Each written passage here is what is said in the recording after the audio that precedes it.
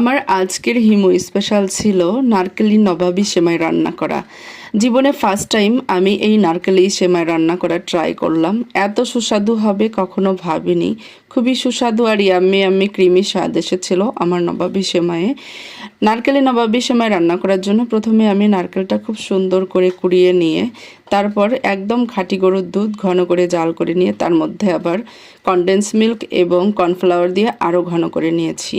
তারপর লাচ্ছা সেমাই এবং লম্বা সেমাই ঘিয়ে আমি খুব সুন্দর করে ভেজে নিয়ে তার মধ্যে আবার চিনি এবং গুঁড়া দুধ ও নারকেল খুব সুন্দর করে মিশিয়ে নিয়ে আবার ভেজে নিয়েছি। ভাজা হয়ে গেলে প্রথমে গামলার মধ্যে এই সেমাইটা ছড়িয়ে দিতে হবে, তারপর দুধ দিতে হবে, আবার সেমাই দিতে হবে, তারপর আবার দুধ দিতে হবে, তার উপরে সেমাই দিয়ে খুব সুন্দর করে কাজু বাদাম এবং কিশমিশ দিয়ে সাজিয়ে নিয়ে 1 ঘন্টা মতো ফ্রিজে রেখে দিতে হবে।